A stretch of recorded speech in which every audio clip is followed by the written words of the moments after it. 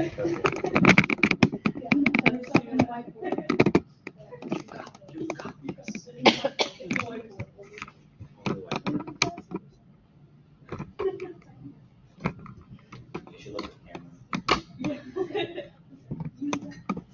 right.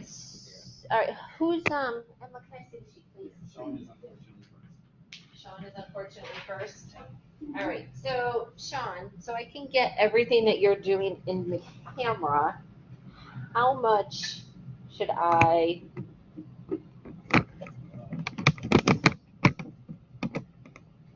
You think that's good? Yeah.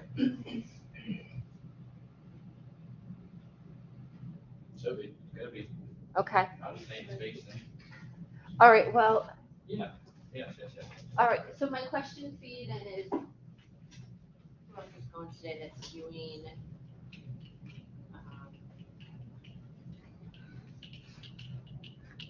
There's Lily. Okay. Let's talk about space and tables. That's my today.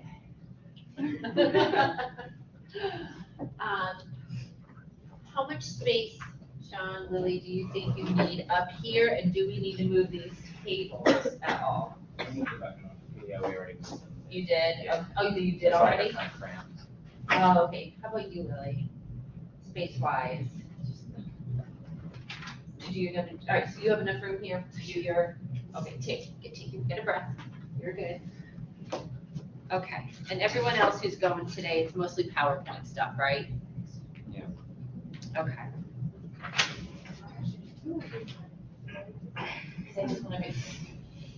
So then, those of you who are not utilizing this space for your presentations today, and seeing how the camera, see how we have this table with podium, and then here's the podium with the computer. What I do not want you to do is to hide back here and give your presentation, okay? Just like you did in your self-introductions, I want you out here, so we get you on camera. And then if you need to change it, oh, I forgot it, and I told myself to not. I was gonna bring my clicker. I was gonna say, do we have?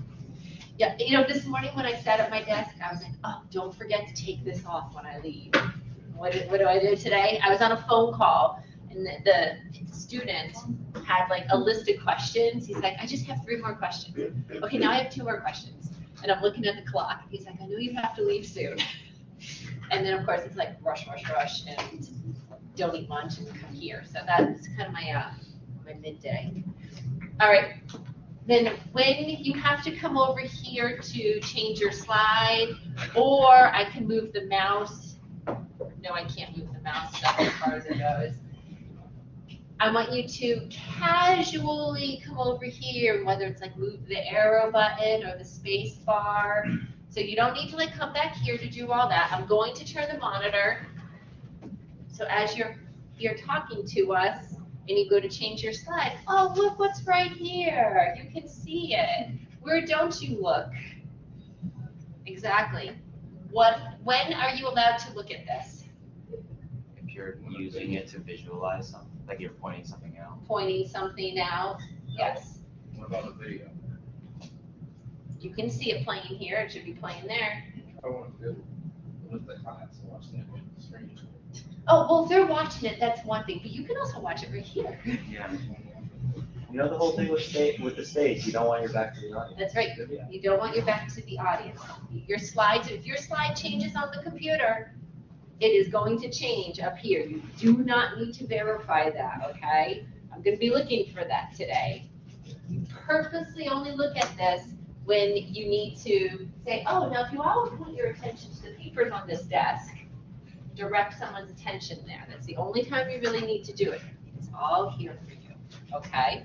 All right, so with that being said, I'm going to turn off the screen.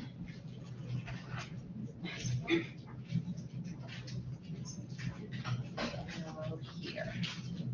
All right, that is recording, right? Yes. All right. So a couple of things for today. Now, if you need to move this podium, you want it here, you want it actually here or there, that's fine, you can move it. When you come up here, be sure to set up your area however you need to, okay? Computer stuff, I will bring everybody's presentations up. You don't need to worry about that. Some of you, we talked about, if you have YouTube links, we need to, for whatever reason, in your presentation, if you try to click play for a YouTube link, 9 out of 10 times it doesn't really work. So let's just open up another browser window for you to have it ready to go in there. So you can just switch browser windows and then hit play, okay? I am going to allow you all to bring up your phone if you want to keep track of time. Now, Emma is going to be the official timekeeper for me, okay?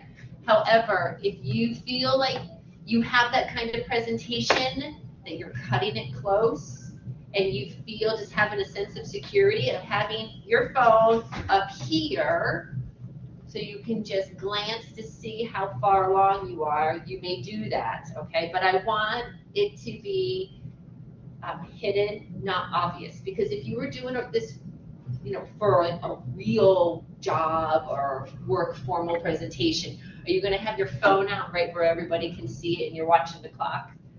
No. Whenever I've had to do formal presentations for work, if I had a watch on, or I'd have my phone and I'd actually take my watch off and I would place it on the podium, so that way when I looked at my notes, I could glance at my watch at the same time to see where I am, to gauge the rest of the presentation. So I want you all can do that. Like I said, you can bring it up, no alarms, just set the stopwatch or whatever, okay? We want no beeping at 5 minutes here. But it's to give you basically a sense of security so you don't go over your time. But like I said, Emma's gonna keep the official time for me. Remember, with this body language, you're teaching us how to do something. I expect to see some kind of movement up here. Don't just stand here like a robot telling us how to do something because we can all look at this. Remember, the slides are here as an accessory to you talking to us. So we need to feel that level of engagement because this is a demonstrative speech. Eye contact, remember, don't just stare at me, and I'm gonna be sitting over here next to Jacob, so I come with this whole group on this side of the room. However, this side needs some love too. So please do not forget them in your eye contact, okay? My gentleman in the back, I give you permission about projection again. If you cannot hear someone, then stand up and give them the signal, the signal of speak up, okay? And I think we said that worked well last time if you just quietly stood up and did that, and you're going to notice if one of them stand up and do that, okay? If you are talking too fast, I'm gonna try to catch your attention by doing my slow down here. I'm not fanning myself. I'm asking you to slow down. So I'm gonna try to catch eye contact with you if you are one of the ones that I'm gonna ask to slow down. I know it's a lot to take in, because I want you to just focus on your presentation, not on whether they're gonna stand up or if I'm gonna do this, okay? But I also wanna give you the benefit of the doubt of slowing down and stuff like that, so you have a better presentation. And awkward silence. Just like we talked about, if you were watching a cooking show and they're chopping onions, are they just chopping onions silently while they're being recorded on a cooking show? No, what are they doing? They're talking, exactly. So if you were up here demonstrating something, we don't want awkward silence. You should have something planned to talk about during that time period when you're showing us something, okay? Questions about anything before we move forward? No? And nobody has any questions about today? Did you have your hand up? No? Okay. I thought I saw it up for a second. Okay, I think everybody is, Kaylee is not here. All right.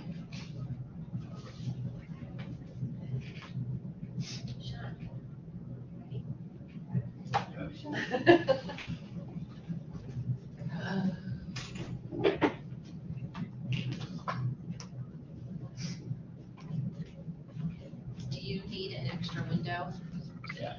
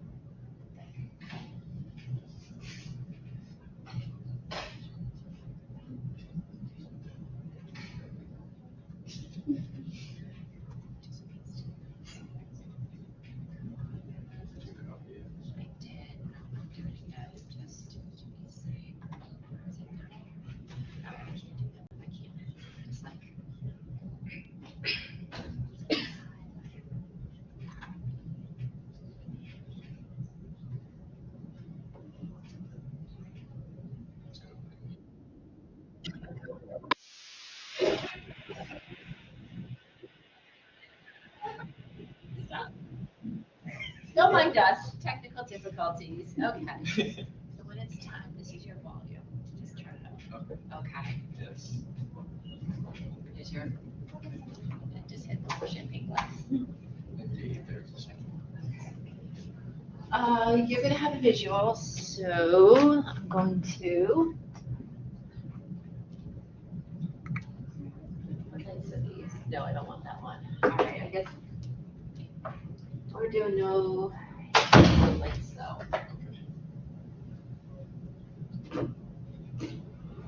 All right. Oh, and you'll have to turn the screen on. Oh, wait, you did? It's blinking. Yeah, give it a second. It's gonna be fun. You'll be fine. I don't know, it depends.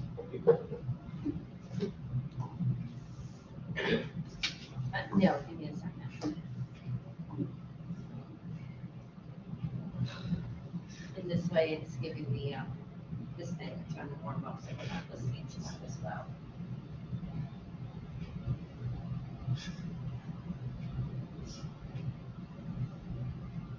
Okay, whenever you are ready.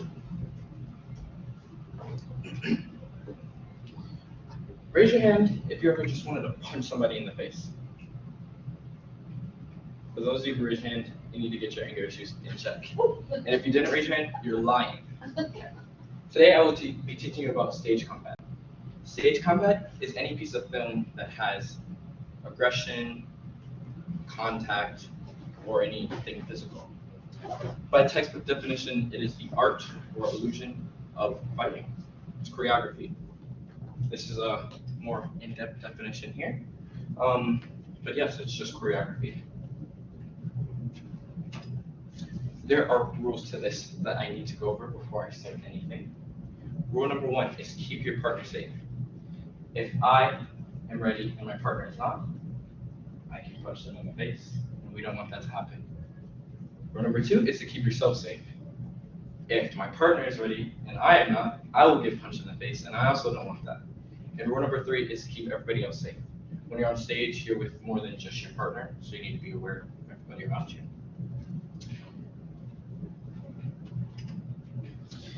This is a list of some of the stage combat moves that I have gone through. There's the forward fall, backwards fall.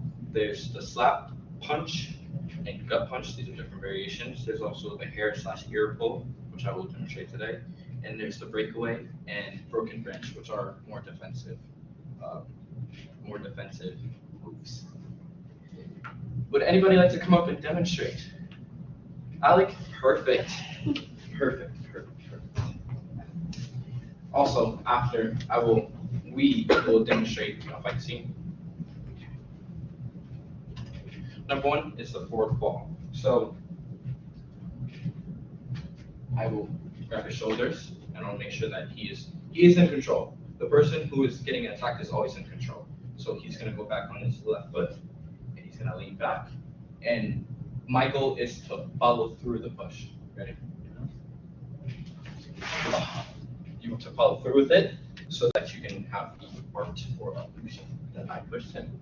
So I'm going to do it. Ready? He's gonna grab my shoulders. I'm gonna lean back, and whenever you want to push, go. There you go.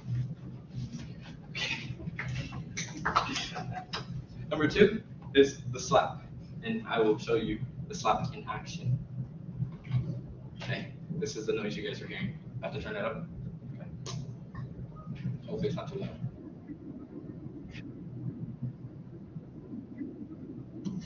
There you go. That is the slap in action on stage. Oh. Okay, so with the slap, this is a move that not everyone will fall for because, obviously when you're on stage, some people are going to be able to see. So he's going to turn away from you guys. It's the only time we'll have our backs to both of them. He's going to put his hand here on his chest, and my goal is to raise my hand high to get the illusion of the slap and come through his hand.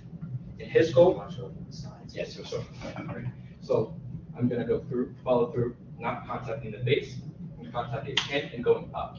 His goal is to also bring his hand towards your face to make the illusion of being flat. So when you go through it, and when you're not facing the person, oh, there you go. Good, try it.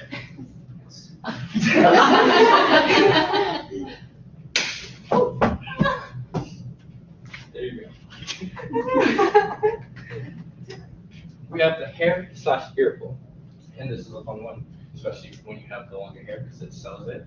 So Alec is going to put his hand in a fist, and he's going to put it on my head, not pulling any hair. I'm in control. I grab his hand, get on me, on my toes, and I'm in control the whole time. It looks like he's pulling my hair. That one is more basic, but it has a lot of effect in fight scenes. Last is the punch. I'm going to grab his shoulder. I'm going to put my fist up. I'm not going to contact him. I'm going to hit my hand. Okay? Yeah, let's try it.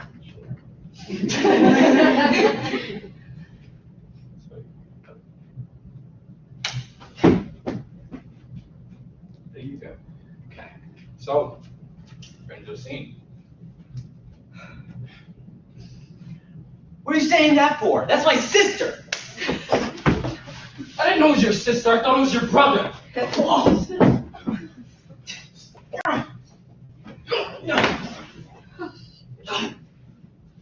And see.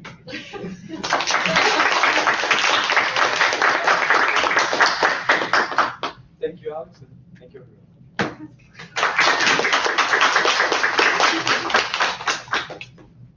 Thank you very much. Take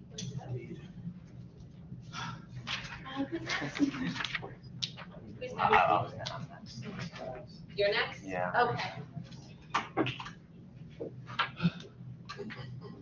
Do you need the YouTube opened at all, or No, it's just my slides. just your slides? Okay.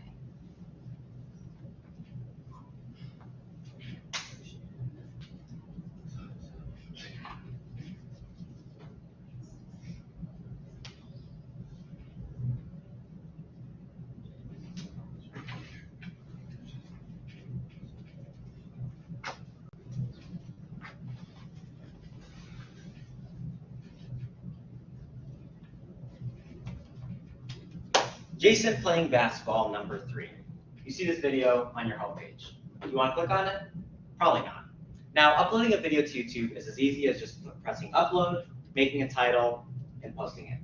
However, with a few extra steps, you can make your video a little bit more engaging. So today I'll be teaching you the process of how to post a YouTube video in a more professional way. This is the screen that you see when you're going to upload a video. We'll start with the title. Now, the title is the name of your video. This is what people are going to remember your video by. So you want something engaging. You don't want something basic like reading a book. Nobody knows what's going on. It's just reading a book. It's very vague. So you want something exciting, like maybe reading Harry Potter for the 150th time. That way, people see that, and they're like, what? Like 150 times? How do you read that much?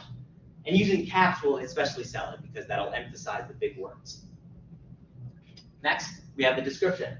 This is the summary of your video. It's like the back of a novel. It gives you details about what's going on in the video, but not too much, so it still incites some curiosity. This is also a great place to credit people. If you use some music that's not yours, some images that's not yours, you can credit them in the description. But what's most important that I want to share with you is chapters. These are chapters. Now you notice there's a timestamp, a dash, and the name of the chapter. So what you're going to do is you're going to put the timestamp of the beginning of the section, right where the section that you want to show starts, you put that timestamp. What does it do? Well, for example, this is a video on my channel, and I use chapters. So I played multiple games in this one video, and as you see, there are little breakpoints in between the video. And when you click on this drop-down menu, you see all the chapters. So now if someone just wants to see Starcatcher, that's why they clicked on the video, they click that, and it goes right to where I'm starting to play the game. Next, we have thumbnails. These are also 2 actual thumbnails on my channel. Now, which one would you rather click on? Most likely, you want to click on the one on the right. Now, why is that? Well, there are vibrant colors. This one pops out more. It appeals to the eyes. There's also text asking questions like, what, no games? How's that possible? But most importantly, big images. One of the issues with the first one is it's just, you don't know what you're looking at. It's very dark, it's very bland, there's nothing really there. And sure, you might see my head right there in the little side, but you have to think, the thumbnails are really gonna be like that big.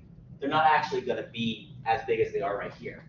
So you wanna have a big image like a face or an object to show what the video is about.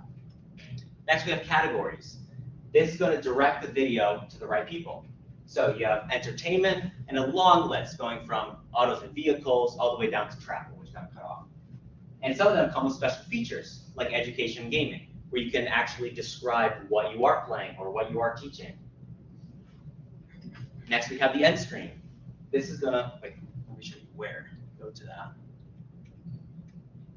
So if you notice here, video elements, there's going to be a little section that asks for the next two things that I'm going to show you. So the first thing is end screen. So this is going to refer your viewer to other videos on your channel or your channel. So you have different templates here, or you can select an element. And when you select the element, you have a choice of video, playlist, channel, subscribe. You can either do a video from your channel or anywhere on YouTube, a playlist that you have, a channel on YouTube, or subscribe. And when you click that, it automatically gives you the option to subscribe to the channel. This is great. It's like the credits rolling, so it's a perfect placement for there. And similarly, we have iCards. iCards are just like the end screens, but throughout the whole video. So what you want to do, you'll go to wherever you want to put an iCard, and for reference, we're going to say references. So if I'm referencing a video that I made 2 weeks ago, right at the end of my reference, I'm going to press a plus on video and select the video. And right there, it'll appear a little card right there with the title of my video. Click on it, you can go straight to the video. And you can have up to 5 cards, no more than that. So you gotta pick and choose which one, what's more important. Lastly, you have upload. You've made it all this way. Now you decide who do you want to see the video. You can make it private, unlisted, or public. My favorite feature is scheduling. If you have a schedule, like me, I upload every Friday at 3 p.m. You can press schedule, and you can select a specific day and time. And when you press save, on that day, at that hour, it'll upload the video. Now, with all this in mind, you can now upload a video that is a little more professional. You can change Jason playing basketball number 3 into 5 3-pointers in a row. Now, even if you're just uploading casually, some of these tips you can still use, like chapters. So with all these tips in mind, you can make your video a little bit more engaging to your audience. Thank you.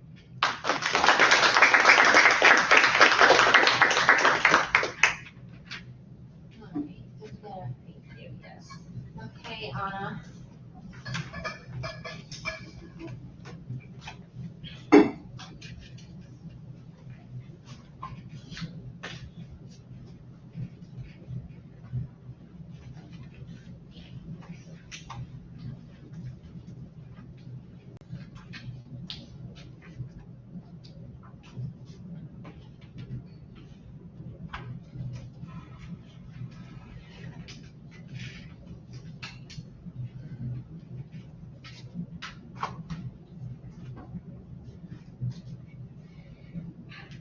Today I'm going to be teaching you all how to make award-winning chocolate chip muffins.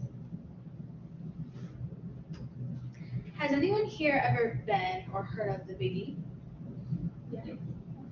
So if you haven't, it's a well-known food festival in the New England area, and I had the honor of attending and making chocolate chip muffins that were award-winning. As you can see, this picture right here is on the website. Actually, if you guys are curious, I'm going to go Google it.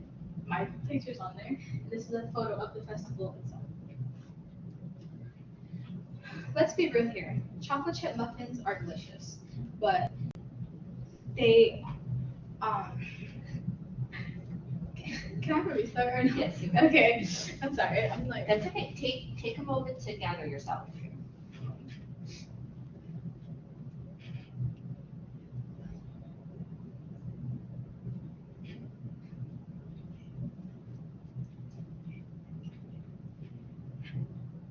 guys. Today I'm going to be teaching you how to make chocolate chip muffins.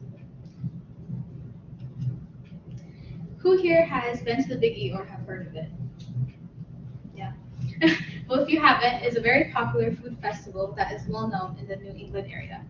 I had the honor of attending and winning an award for my chocolate chip muffins. Here's a picture on the website of my display, and here's an image of the festival itself. I'm going to be teaching you guys how to replicate this award-winning recipe. It is a simple, easy to follow, cost-efficient recipe that leads to deliciousness. Let's be real here. Chocolate chip muffins are delicious. Whether you've had the box mix, prepackaged ones such as Little Bites, or at a chain restaurant or a fast food restaurant. However, groceries are only getting more and more expensive due to inflation.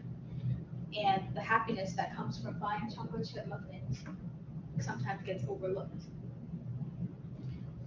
Throughout my lesson, I'm teaching you a cost-efficient way to enjoy mouth-watering muffins. Now, the first step is to make buttermilk. You take a 1 cup measuring bowl, a tablespoon of fresh lemon juice, and then pour any type of milk that you have on hand into the bowl. This comes first because the buttermilk has to sit for about 10 minutes, and during that time you can start getting other ingredients out, preparing to make the mix. See, these are some of the ingredients that you're going to be needing to make the mix, such as unsalted butter, sugar, vanilla, eggs, salt, but only if you're using unsalted butter, baking soda, baking powder, flour, chocolate chips, and mini chocolate chips. You also are going to need measuring cups, hand mixer, a pan, and mixing bowls. So you are now going to take a mixing bowl, and you're going to place 1 stick of unsalted butter or salted butter if we'll put salt later. You're going to add a 3/4 cup of sugar, and you're going to start mixing with the hand mixer. It'll start to be a little clumpy at first, but once you start to add the wet ingredients, it'll become more like the texture that we want. You're going to add a tablespoon of vanilla extract, 2 eggs, buttermilk, a teaspoon of salt if you used unsalted butter, baking soda, baking powder, cups of flour, 2.5 cups of flour, 1 cup of normal chocolate chips, and a 1/2 cup of mini chocolate chips. This is what the mixture should look like by the time you mix everything. You are going to turn the oven on to be preheated at 400 degrees Fahrenheit, and as that warms up, you can take your pan and spray it with non-stick cooking spray. And you're going to fill each cup with about a tablespoon of batter, which looks about that amount right there. You're going to fill as many cups as you can in the pan. However, it usually doesn't fill all of the cups. It usually fills about 40. In this specific image, it filled 39. And then once that's all set, you're going to stick it into the oven, let it cook for about 12 to 15 minutes. You'll know they're ready when you start to smell them and kind of check in on them and see how they're doing.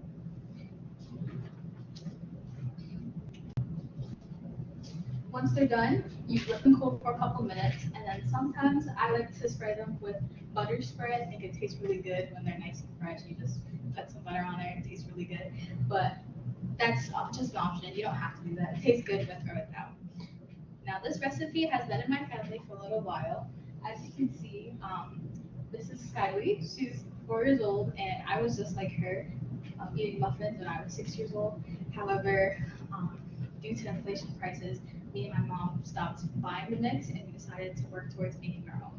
So this is the recipe that we have created, and I'm glad to be sharing it with all you guys. Thank you. I also have if anyone would like to try, of course. While you do that, I'm gonna work with Jack on getting set up. If you want a muffin, raise your hand so she knows to stop, okay? Who doesn't want You're on the arm.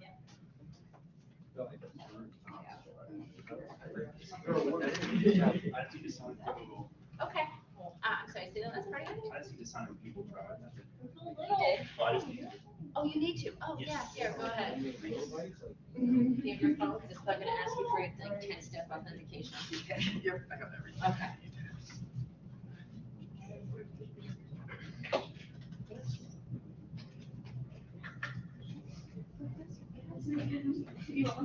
Oh, yes, please. Thank you.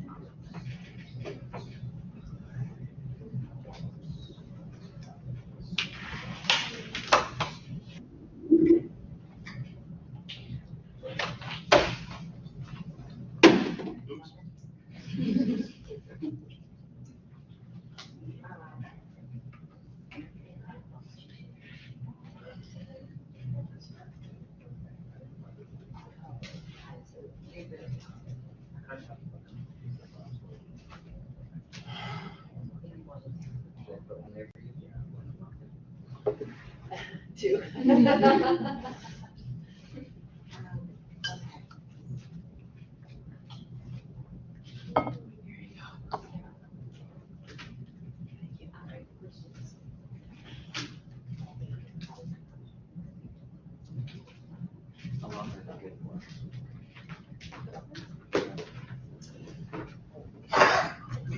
One second. Yeah, no problem. Okay.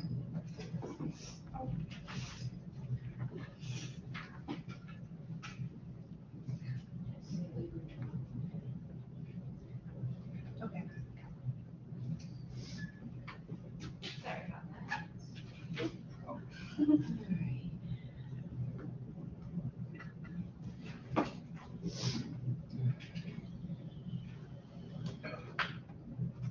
How to drive a manual car.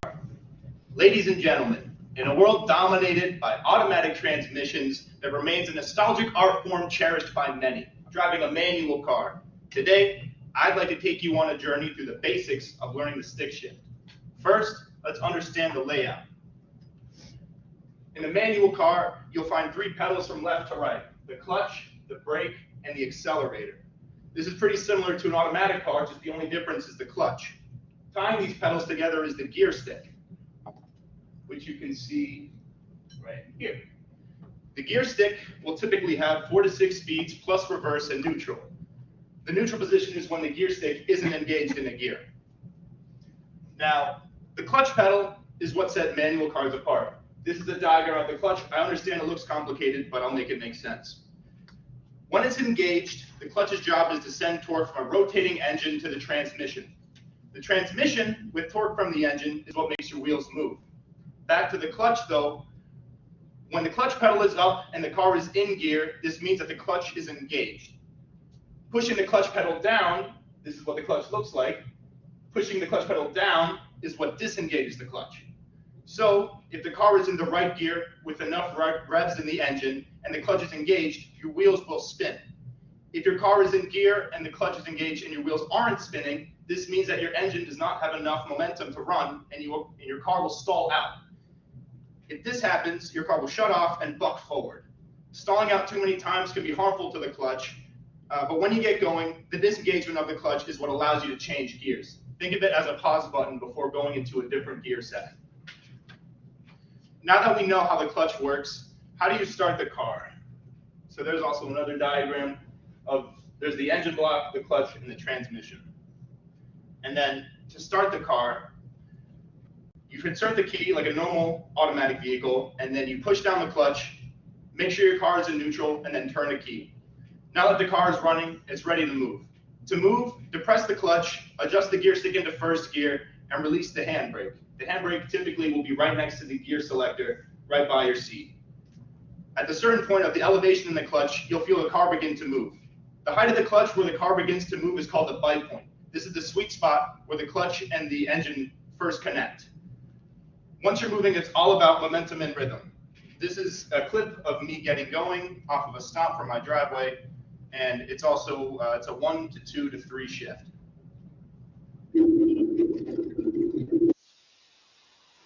Sounds bad.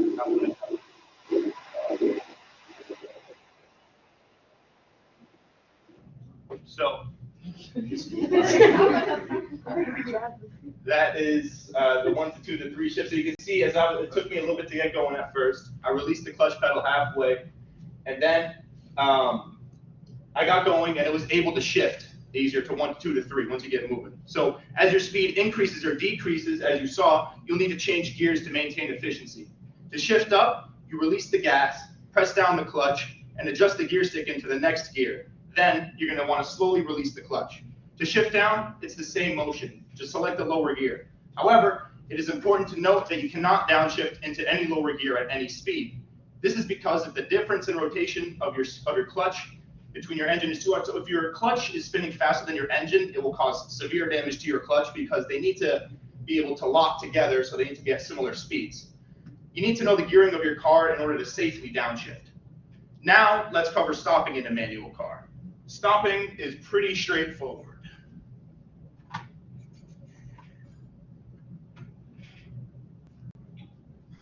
As you slow down, press the clutch, then adjust the shifter into its neutral position, and then use the brake. Some people would argue that you downshift before going into a stop sign, but I say it's easier to replace brake pads than it is to replace a clutch. So as you slow down, press the clutch, put it into neutral, use the brake. Then when stopping on a steep hill, though, this is the hard part. You need to use the handbrake to prevent your car from rolling back. You put it in neutral, you hit the brake, and then you pull up the handbrake, as you see in that first demonstration there. When you're ready to move, you depress the clutch, adjust the shifter into first gear, let off the clutch to its bite point, and then while you're at its bite point, you need to slowly release the handbrake to get the car going and you add more gas going up the hill. In conclusion, driving a manual car is like dancing. It requires rhythm, coordination, and a bit of finesse. But once you master it, it's a rewarding experience that connects you directly to the road and your vehicle. So, if you've never tried, please take a leap of faith and enjoy the thrill of driving stick. Because in a world of automation, there is still beauty in mastering the manual. Thank you.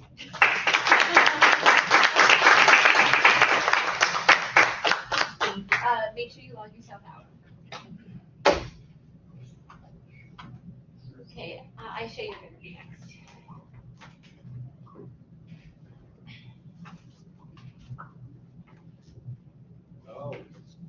We're gonna watch it again.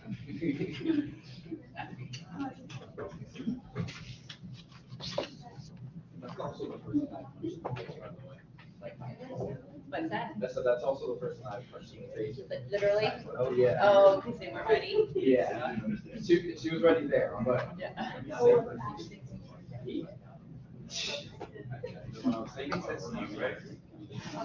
She said she was ready. Do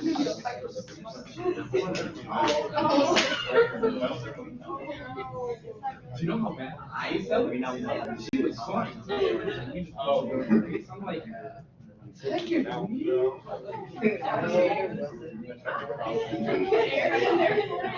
That's really fun. Yeah. Good idea.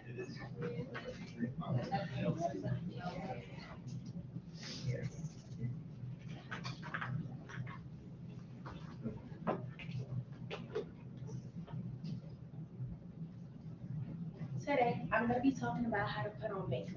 Makeup enhances beauty, cover blemishes, and makes you more attractive. It can also help you boost confidence and convey one's mood. A lot of people do it in a different way, but I'm going to be teaching you guys about my way of doing it. Throughout my presentation, I'll walk you through the steps on how to use all the right materials with the right products and get a good look. So first, you want to gather all your materials like moisturizer, primer, brow pencil, brushes, mascara, setting spray, foundation, concealer, everything you need is there. Then you want to start doing your eyebrows. But first, before doing your eyebrows, you want to apply primer and moisturizer just to protect your skin, and it helps in achieving a smooth makeup application.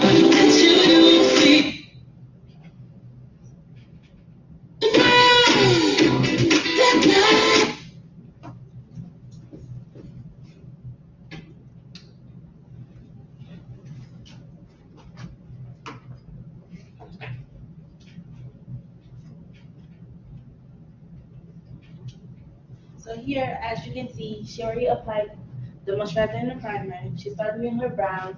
Then you start drawing your brows.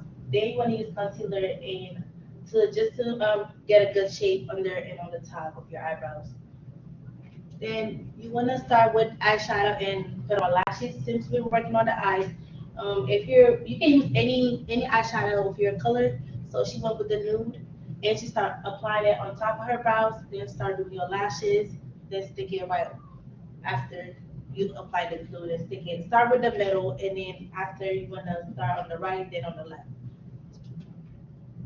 So for foundation and concealer, for foundation you just use it on your cheeks and on the top of your, pretty much all over your face. Just but you want to use a foundation of your skin. Don't use like one that's lighter of your skin or darker than your skin. And here she applies it on her cheeks. Then she uses concealer under her eyes, the place that might be darker, like under your eyes, your chin, and your forehead. Then you want to do circular motion to blend it out. After, you want to use powder and bronzer. You apply powder under your eyes. Just like put it, make sure you put pressure under your eyes. Then you want to use bronzer after, just make circular motion. For your lips, you only need lip liner and gloss. So you want to start drawing your lips. She went back to her eyes because she forgot mascara under her eyes. Then you apply gloss on your lips. That's all you need. Then last, you need setting spray. Setting spray is very important because it makes your makeup go nowhere and set it into place if you want a long-lasting makeup. So she went and do some spray all over her face and let it dry for like 30 seconds. Then here is the final look. Here is a very easy and everyday to-go makeup. This might only take 30 minutes and apply for every beginner who's learning how to do makeup. And you can, by following these steps, you can do a makeup that fits better your preference. Thank you.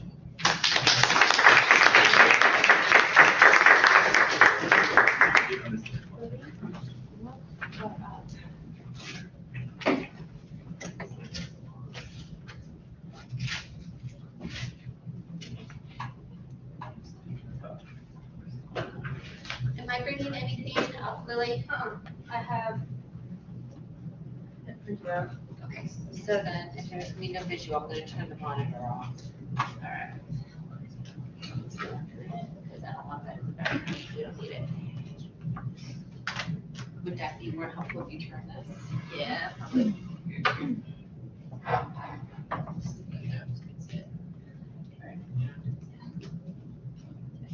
Yeah, I'm not very used, but that's pretty helpful. All right. If you're looking to learn a martial arts kick that's easy to pick up, Roundhouse Kick is a great choice. This kick is practically effective in combat, as it can cause serious damage to the opponent if executed correctly. The first step is to get in guard. So I'm right-handed, so I'm gonna put my right leg back. But if you're left-handed, you're gonna put your left leg back. And that's just like how you get into like a good stance, because you want your dominant hand to be in the back because it's stronger. So I'm gonna be with my right leg back since I'm right-handed. Next step, arms up. Always keep your arms up. It's important because then you can protect your body. If my arms are down, I can't get my arms up fast enough to block or to counter.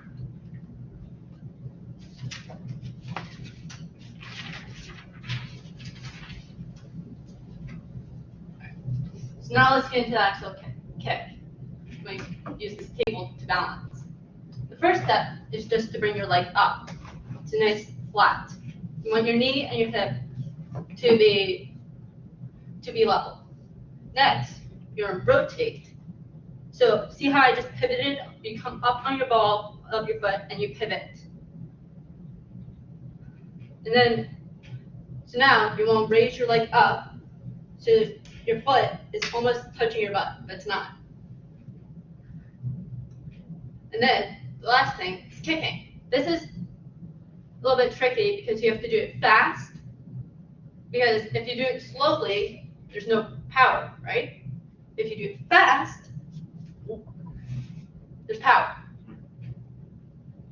And then you come back to the chamber, and then you bring the leg back.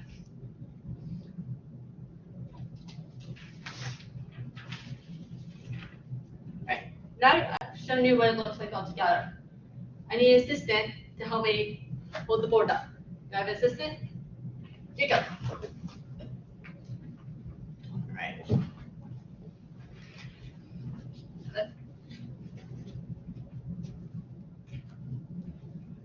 So I'm gonna actually kick the board. Hopefully break it. Alright. Thank you,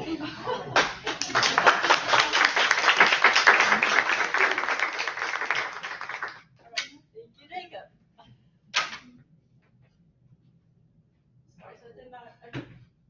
Alright, another fun technique that I like to use that's similar to a round assist. So if a round assist kick, you're coming this way, right? But there's another one that's right like a round assist kick, opposite direction. It's called a hook kick. Same basic setup. A good trick for what I like to do is that I like to hold on when I'm first learning the kick, so I can get my balance. I find that helps a lot, and it's a lot of repetition. I've been doing this since I was 5, so it's just a lot of practice. When it comes to an round kick, it's important to remember that this is for self-defense only. You never want to use this as an offense move because it's very dangerous. If you're getting attacked in the street and you have to use the round kick, then you should. But it's very dangerous, so only use it for defense. Thank you.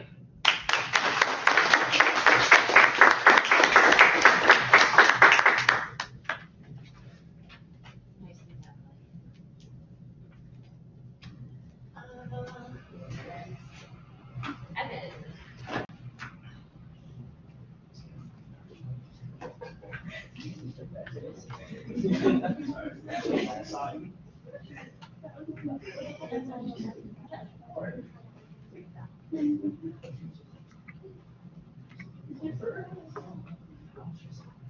Do you need YouTube or anything else for extra link?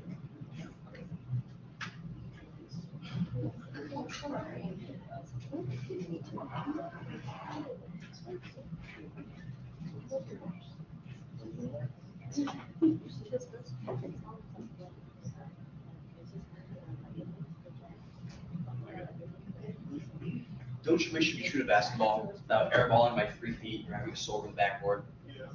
Did those prehistoric old gym teachers ever teach you anything about actually shooting a basketball, or are you just trying to get their hourly pay? Using my tips today, you'll be able to efficiently and properly shoot a basketball. Now, what are you going to need? First, you obviously need a basketball. And you also need a basketball hoop. But when choosing a ball, there's different sizes. There's a kid's size, a woman's size, and a men's size. This one I have here is a men's ball, which is 29.5 inches in circumference, and the women's ball is just slightly smaller than that. First, you have your stance and balance. Obed, come here, please. First, we're going to have a basket up. You're going to try and have your feet square to the basket, so keep your feet straight just like that. Come over here, please, so everyone can see you. Having your feet square to the basket is going to make sure that your shot is going to be nice and aligned and keeping it straight. Next, you want to bend your knees for power and stability, making sure you can go as far as you need it to. And then third, we have an even weight on each foot. If you distribute your weight improperly, it's going to have you off balance, making the ball go left or right. Next up, we have holding the ball. As you can see on the screen here, we have a famous basketball player. Some of you may know, but some of you may not. His name is Stephen Curry. He's debatably the greatest shooter of all time, and what he does in this picture is everything I'm describing today. When you're holding the ball, you want to have your shooting hand underneath, which also, as I said before, keeps the ball going straight towards the basket. And you want your guide hand to be on the side, just as my friend Obed has here. And lastly, you want to have your elbow at a 90-degree angle. Perfect. A next up, we have where to aim. Take a couple steps forward. This guy here, his name's Sean Marion. Somehow, he was a basketball player in the professional leagues. Now, I don't know how, because he can't see a thing when he's shooting the ball. But when you're looking to aim the ball, you want to look at either the back of the rim or the center of the hoop. It's all just personal preference, basically. And you also don't want to look at the ball or your hands, because that's going to throw you off track. Next up, we have the shooting motion. When you have the ball up here, you're going to want to flick the wrist, giving it a nice backspin. Then you also want to have elbow and body alignment to make sure that your shot is on track, keeping it straight yet again. And last, you want to have a good arc, making sure that when you shoot it, it drops right down through the hoop. And the last step is follow through. This is one of the most important because you want to have a good follow through, making sure that your shot, once again, remains on track. You want to have a nice relaxed wrist at the top, keeping it so the ball floats nicely in your palm there. Then you also want to have your guide hand away from interfering, just as it has on the side of the ball there. Using all these tips, you should be able to properly and efficiently shoot a basketball. Of course, it's going to take practice. Now, go back to your old high school teacher, gym teacher, and show them how it's really done. Thank you. Next we have, oh, my bad. Oh. Thank you. Caitlin.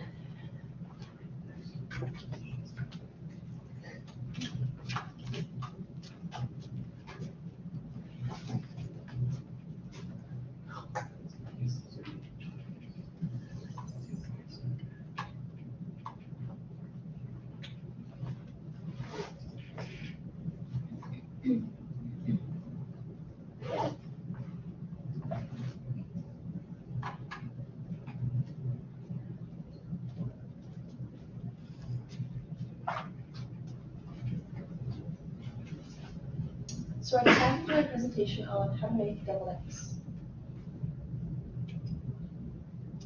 Did you know that November 2nd is National Deviled Egg Day? Some other names that you may hear deviled eggs be called include egg mimosas, stuffed eggs, salad eggs, dressed eggs, and many more.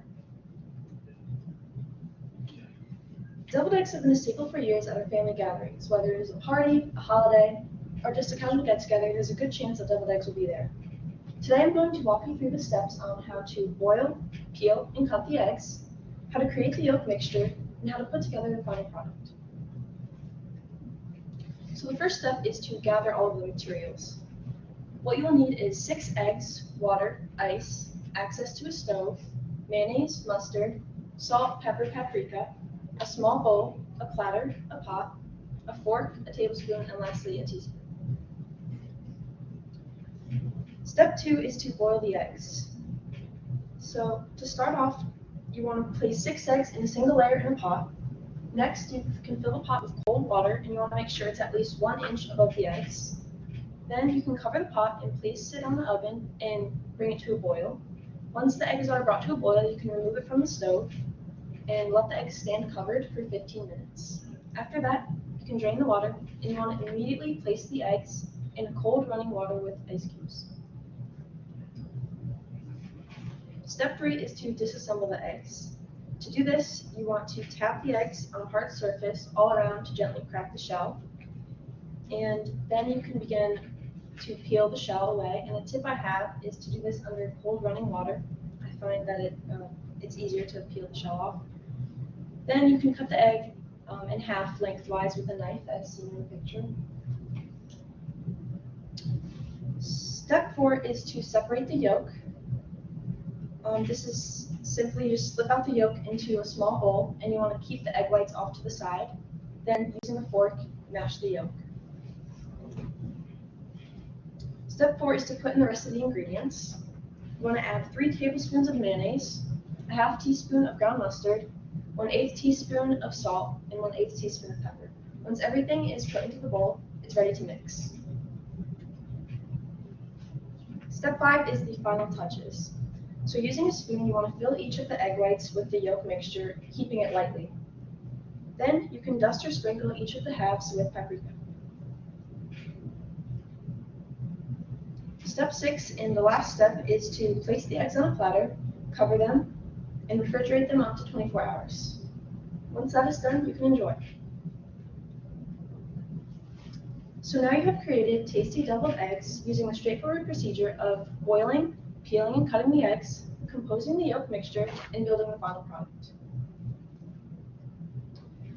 What I really like about this recipe is that you can customize it however you like. So by following these simple steps, you can make mouthwatering, flavorful, creamy deviled eggs that you, your family, and friends can enjoy. Thank you.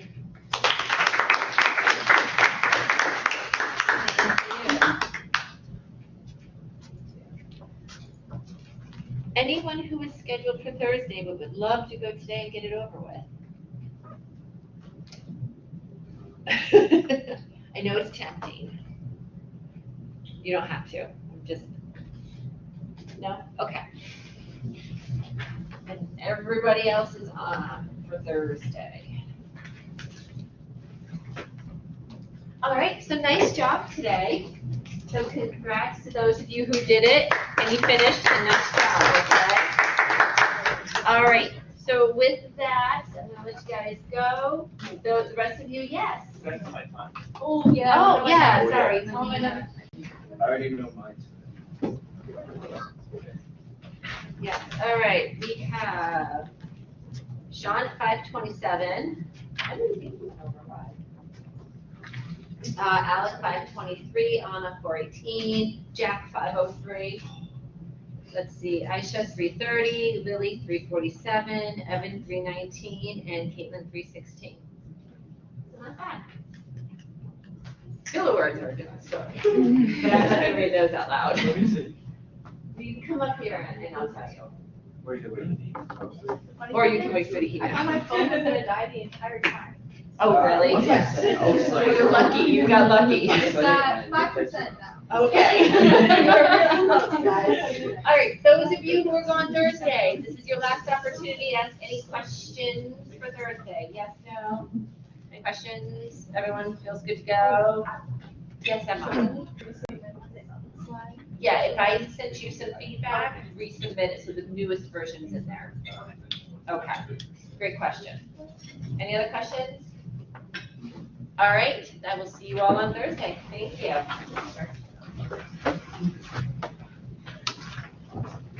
Oh, you can bring your emails up here too, please.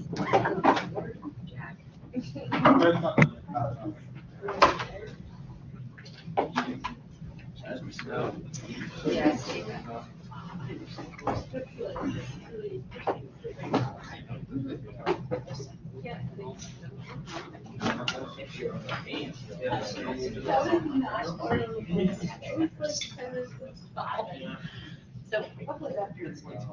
So, okay, okay, so you were able to, I was actually gonna get a picture, but I wanted to this whole one.